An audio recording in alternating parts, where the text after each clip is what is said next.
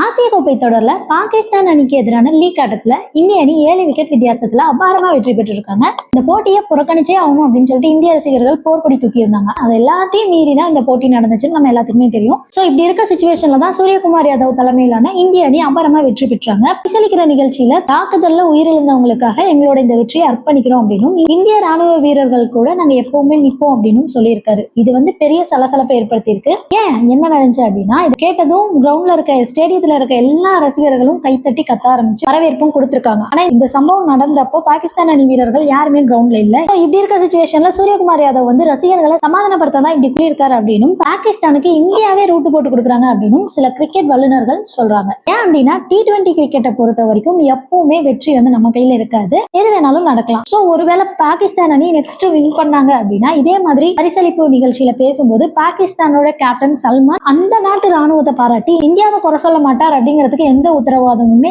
இல்ல. ஒருவேளை அப்படி நடந்துச்சு அப்படின்னா அது எரிச்சல் ஊட்டுற மாதிரி இருக்கும், எரியிற நெருப்புல தூக்கி எண்ணெய் ஊத்துற மாதிரி இருக்கும், இருக்காதா அப்படிங்கிற கேள்வியை கேட்டுட்டு வராங்க. சூரியகுமார் யாதவ் சொன்ன விஷயத்துல எந்த தப்புமே இல்ல அப்படின்னாலும் ஆனா அதை பரிசளிக்கிற நிகழ்ச்சியில செய்யாம செய்தியாளர் சந்திப்புல பேசி இருக்கணும் அப்படின்னு சில பேர் கருத்து சொல்லிட்டு வராங்க. ஒருவேளை அடுத்த மேட்ச்ல இந்தியாவுக்கு எகென்ஸ்டா பாகிஸ்தான் வின் பண்ணாங்கன்னா இதே சம்பவம் இந்தியாவுக்கு நடக்கும், நம்மள குறை சொல்வாங்க அப்படின்னு சொல்றாங்க. இது மிகப்பெரிய தாக்கத்தை ஏற்படுத்தும் அப்படின்னு அவர் எச்சரிக்கை விடுத்திருக்காரு. இது நடக்காம இருக்க நம்ம என்ன பண்ணணும்னா பாகிஸ்தானுக்கு எதிராக இந்த தொடர்ல இருக்க எல்லா போட்டியிலையுமே இந்தியா வின் பண்ணியே ஆகணும் அப்படின்னு சொல்லியிருக்காங்க.